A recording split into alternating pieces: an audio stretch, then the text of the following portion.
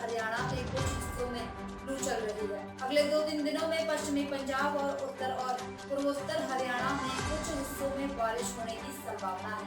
हाल ही में तापमान में अचानक वृद्धि हुई है। उनको हीट स्ट्रोक से बचाव हो सके। देखिए, अभी जैसे पिछले 2 से 3 दिनों में हीट वेव कंडीशन चल रही थी कुछ पार्ट्स में पंजाब हरियाणा में।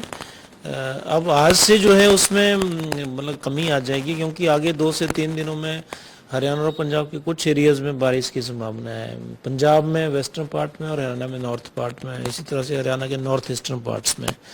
तो जो heat wave to severe heat wave condition कुछ पॉकेट्स में थी, उससे रिलीफ मिलेगा अगले 3 दिनों में। न केवल अगले 3 दिनों में, उसके बाद भी बीच बीच में देखिए टेम्परेचर में सुधार रहेगा, इम्प्रूवमेंट रहेगी, कमी रहेगी। और 17-18 के पास एक और पश्चिमी विक्षोभ में फिर से कुछ चांसेस है हल्की रेनफॉल के।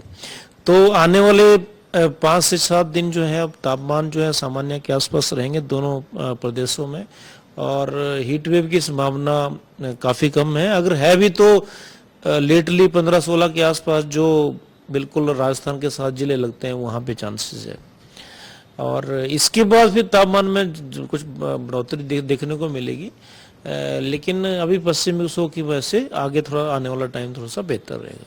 क्योंकि अभी शुरुआती है मौसम देखा जो गर्मी की हीट स्ट्रोक इन दिनों में ही स्टार्ट हो गए। इसके अगर हम देखें तो क्या पिछले सालों के मुकाबले इस साल ज़्यादा गर्मी होगी, तो कैसे बचाव करेंगे, कितनी ज़्यादा गर्मी हो सकती है और कितने महीनों तक रहेगा? नहीं, देखिए अब हो ये रहा है कि टेम्परेचर जो है बहुत अब्रप्ट राइज हो रहा है टेम्परेचर्स में। जैसे आपने देखा कभी इनिशियल जो अप्रैल का मंथ था, इसमें कुछ टेम्परेचर बहुत आगे चले गए। जैसे चंडीगढ़ की बात करें, 38 टेम्परेचर बहुत लेट अप्रैल में जाते तो थे, लेकिन लेट अप्रैल में जाते थे। इसी तरह से पंजाब हरियाणा के भी कई शहरों में तापमान जो है फर्स्ट वीक में ज़्यादा चले गए।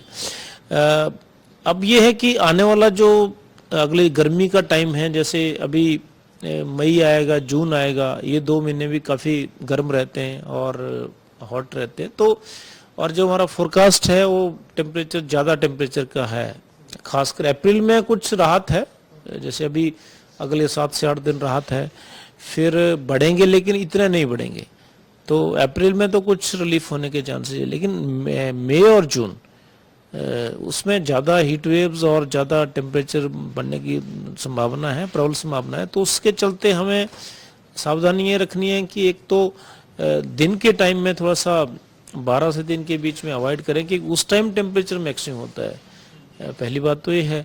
और दूसरा, हाइड्रेटेड रहें, क्योंकि पानी का ज़्यादा इस्तेमाल करें। और जैसे ही हमारा फोरकास्ट आता है, क्योंकि मई और जून में अभी जो अंदेशा है, जो इनिशियल एस्टिमेट है, उससे ये लगता है कि ज़्यादा गर्मी रहेगी उन दिनों पे।